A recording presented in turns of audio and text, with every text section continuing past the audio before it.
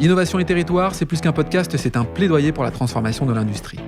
Dans ce nouvel épisode, Gilles Moreau, cofondateur et directeur de l'innovation chez Verkor, nous partage les coulisses de sa Gigafactory et nous expose sa vision de la réindustrialisation du territoire français. Pourquoi fabriquer localement des batteries bas carbone est un enjeu clé ? Comment réduire les émissions de CO2 et de ses propres usines ? Ou encore comment ses équipes s'impliquent dans une démarche d'innovation ? Gilles nous éclaire sur l'importance de travailler avec les acteurs locaux pour décarboner l'industrie. Innovation et territoire, un format proposé par Schneider Electric. Bonjour Gilles. Bonjour Laurent. Gilles, je suis ravi de t'accueillir ici dans notre studio spécialement conçu pour le MIXI. On est à Lyon, au cœur d'un salon dédié au mix énergétique bas carbone. Alors ce sujet est pour toi familier, le bas carbone, puisque tu es le cofondateur et directeur de l'innovation chez Verkor, société française qui produit des batteries bas carbone. En quelques mots, est-ce que tu peux nous présenter la société et la vision de cette entreprise ? Ouais, alors rapidement, Verkor, c'est une société qui a été fondée autour de l'écosystème un peu énergie, qui est l'écosystème grenoblois. On était à l'origine 2 entrepreneurs du monde de l'énergie à se dire qu'il y avait un potentiel avec le marché de l'automobile électrique qui augmentait de plus en plus à créer en France une usine de batteries lithium-ion qu'on rapporte alors qu'elles sont faites massivement en Corée ou en Asie en tout cas. Et cette opportunité, on l'a travaillé ensemble. On a d'abord créé une équipe, on a eu l'occasion de rencontrer des investisseurs. Et voilà, après 1 an et demi, alors c'est extraordinaire. Sans raconter la fin, voilà, on est déjà 120, on a plus de 22 nationalités. Et puis on a un gros client qui nous a fait confiance, qui est Renault. On a des investisseurs qui nous ont fait confiance aussi, Capgemini, Schneider, qui est partenaire ici. Voilà, on travaille très fort, on travaille très dur, on est un peu fatigué, mais voilà. Ça se voit pas dans ta voix. C'est la magie du podcast, au contraire. Non, mais on pourrait appeler ça une success story à la française, parce que 2020, tu démarres à 2 avec ton associé, puis vous êtes 120 aujourd'hui, c'est ça ? Ouais, on a démarré à 6. À 6. Voilà, on a commencé les premières discussions, on était à 2, mais ça a vraiment été concret quand on était 6, 2 anciens de Tesla, 2 anciens entrepreneurs, un ancien des relations publiques de Rio Tinto, un ancien VC de Schneider, donc vraiment des profils hyper complémentaires. Notre idée, c'était vraiment de créer une entreprise industrielle en France et de faire boule de neige. En fait, c'est de donner envie, de montrer que c'était possible dans le domaine du développement durable, qui a plein d'avantages et sur lequel il faut travailler.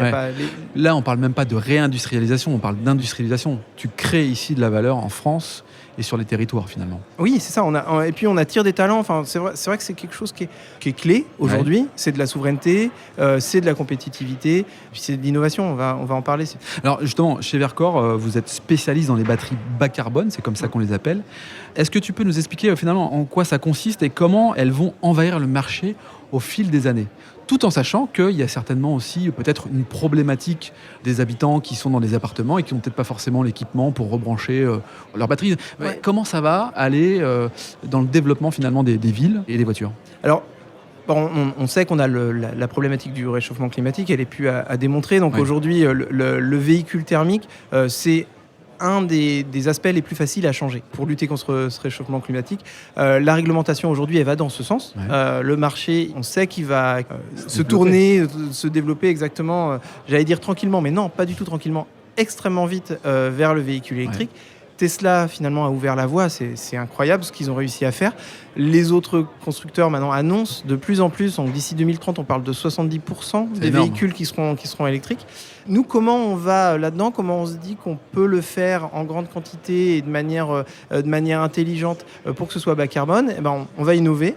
On travaille sur une industrie 4.0 où on augmente les performances de l'usine, où on diminue les rebuts.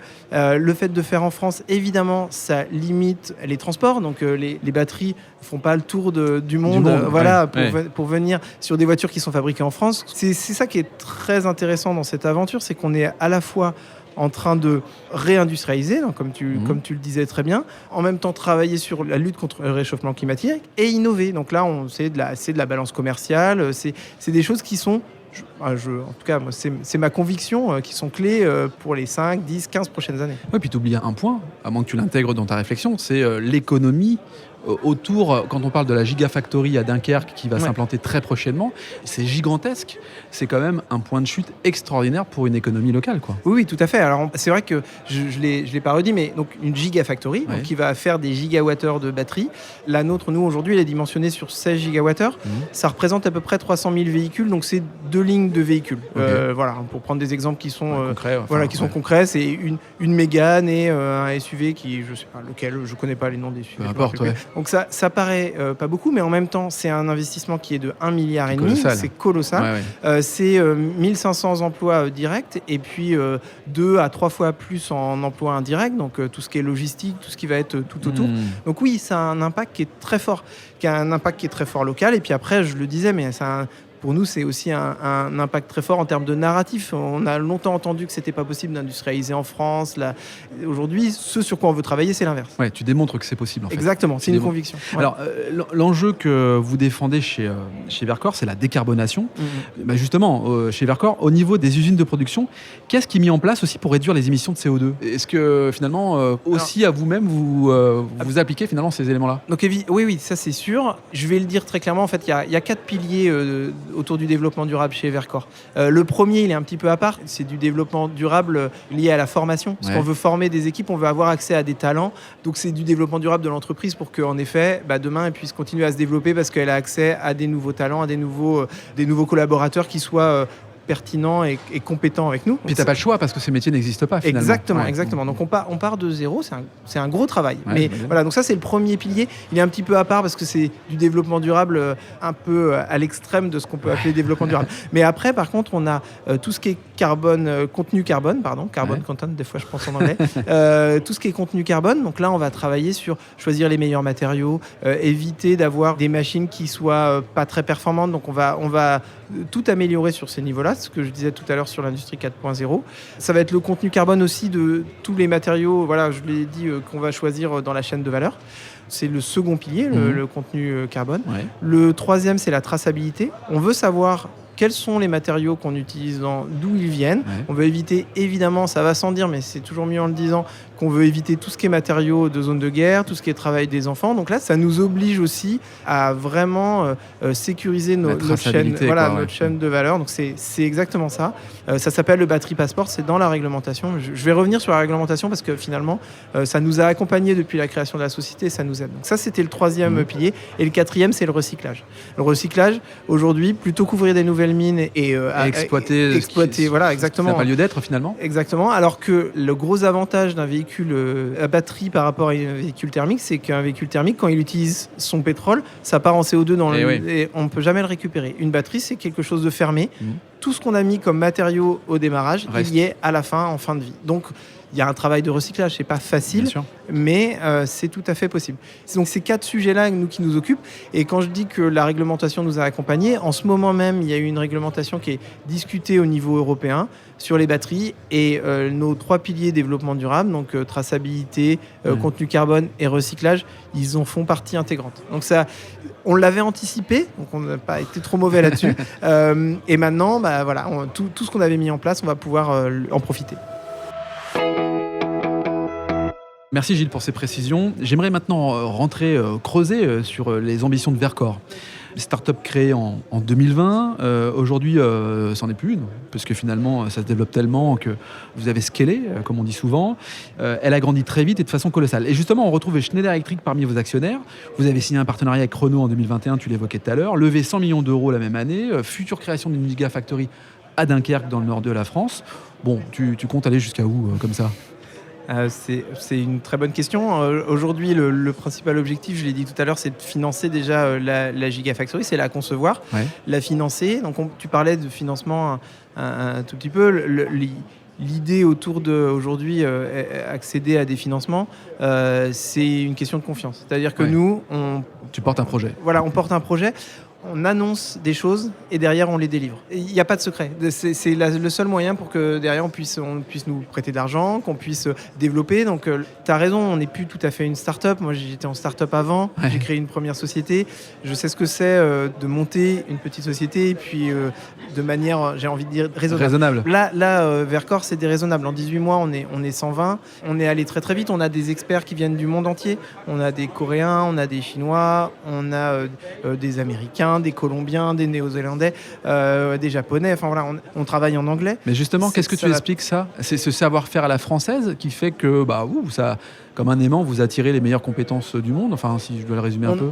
On avait dès le départ, je le disais, un noyau dur qui était, je pense, très compétent et très complémentaire. Et avec un réseau. Avec un réseau, exactement. Ce qui nous a permis de créer cet effet boule de neige, finalement, que je disais, pour qu'il y ait d'autres entreprises qui se créent.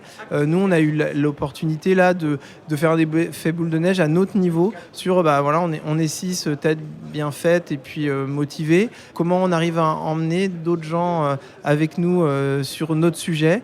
Et puis, ça a appris. Petit à petit, ça apprend de plus en plus. Et puis, voilà, à chaque étage où on nous fait confiance et puis où on délivre, on peut de nouveau aller un peu plus loin et travailler. Et c'est vrai qu'on est une société qui va avoir un ancrage très, très fort dans le local. Dans le territoire. On va faire des objets physiques avec un vrai enjeu derrière. Donc, tu le disais très bien tout à l'heure sur le véhicule électrique, sur la décarbonation. On y voit un désir de relocaliser la production. De quelle façon l'usine va interagir avec son territoire et l'écosystème local ?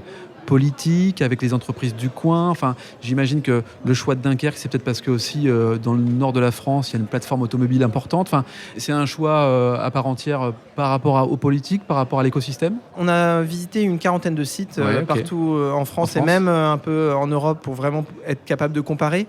Le site de Dunkerque, il a plein de caractéristiques qui sont vraiment intéressantes. Donc déjà, il y avait l'espace.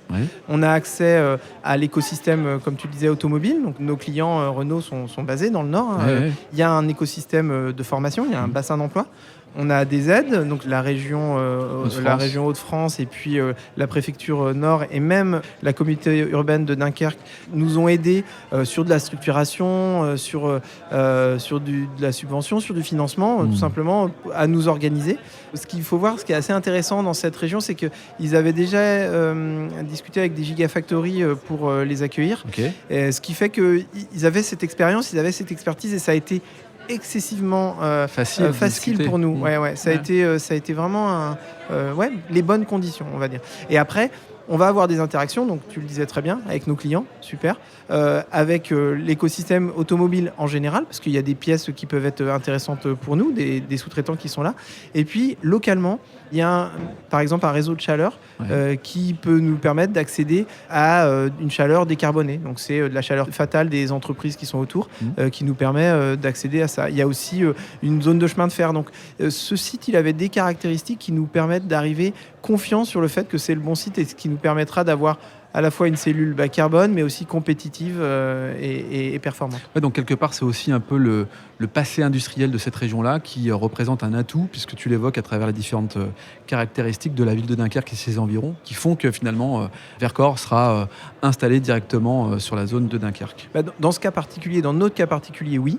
On a aussi vu des sites, ce qu'on va appeler Greenfield, où justement, il n'y a pas de legacy, il n'y a pas d'hérédité locale avec des problématiques. Et c'est vrai que là, on s'est rendu compte que la compétence, l'expérience, l'expertise locale nous aidait plus que partir sur une feuille blanche. Ok. Gilles, il reste un point que j'aimerais aborder avec toi. On a parlé de décarbonation, relocalisation. Bon, dans tout ça, qu'est-ce qu'il en est de l'humain ? Quand on est une entreprise comme la tienne, comme la vôtre, qui grandit à vue d'œil, comment on implique l'humain dans le process ? Donc, ce qui me vient en premier, j'en ai déjà parlé, c'est de former une équipe, c'est d'emmener, motiver, amener les valeurs d'une équipe commune pour aller le plus loin possible ensemble. C'est d'autant plus facile quand on est sur une expérience entrepreneuriale, une histoire entrepreneuriale comme on a nous aujourd'hui. On peut embarquer un collectif. C'est ça que j'ai envie de dire. Aujourd'hui, on a aussi tout un travail autour de la formation. Donc typiquement, je parlais tout à l'heure qu'on a beaucoup d'experts, mais on n'a pas que ces experts, on a aussi des juniors qu'on forme, on les met en binôme avec des experts qui viennent d'Asie, donc c'est assez marrant même à voir dans les bureaux ces binômes qui travaillent sur les mêmes sujets et qui profitent finalement l'un de l'autre pour travailler ensemble. Et enfin, donc, nous, on prévoit un peu le coup d'après. On a beaucoup travaillé sur Grenoble et la région, donc Lyon et puis même Saint-Étienne et Clermont-Ferrand, pour faire une école de la batterie. Une école de la batterie qui nous permette demain de créer ces talents, imaginer ces emplois, avoir aussi la capacité de nourrir un écosystème d'autres entreprises qui bossent sur les batteries, en aval, en amont, et tous ensemble, finalement, faire grandir l'écosystème. On fait la même chose sur Dunkerque, mais on pense que voilà, l'humain, alors je ne sais pas si j'ai bien répondu à ta question, mais voilà, nos équipes et nos futures équipes, nos équipes actuelles et nos futures équipes, on travaille beaucoup dessus. Une question un peu plus personnelle. Comment on arrive à garder la tête froide quand on lève 100 millions, quand on a un projet industriel national, quand on voit que ça s'accélère dans tous les sens? Comment fait-on pour garder la tête froide? Alors de temps en temps, ça donne le vertige. Oui. Mais on essaye de garder encore un équilibre vie pro, vie perso le meilleur possible. Oui. On a la chance d'être dans une belle région et de pouvoir profiter des montagnes, du ski l'hiver et des randonnées l'été. Donc ça aide. C'est aussi d'ailleurs un des facteurs clés d'attraction pour nos experts aujourd'hui. On arrive à relocaliser, je le disais, des Américains, des Asiatiques à Grenoble. C'est aussi pour ça. Oui, parce que je ne sais plus si on a précisé, mais effectivement, le siège social est à Grenoble. Oui, tout à fait. Ok. Merci Gilles. Merci d'avoir participé au podcast d'Innovation et Territoire depuis le MIXI à Lyon, un format proposé par Schneider Electric. Merci Laurent. Si cet épisode vous donne envie d'aller plus loin, c'est l'occasion d'en parler à Antoine Chart, directeur national des ventes. Bonjour Antoine. Bonjour Laurent. Antoine, peux-tu nous dire comment passer de l'idée aux actes lorsque l'on veut se transformer?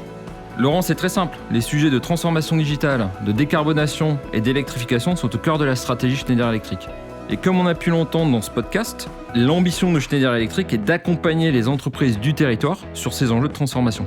Pour entrer en contact avec nous, rien de plus simple, le site internet www.se.com ou mon profil LinkedIn où je me ferai un plaisir de vous répondre. C'est très simple, merci Antoine. Merci Laurent.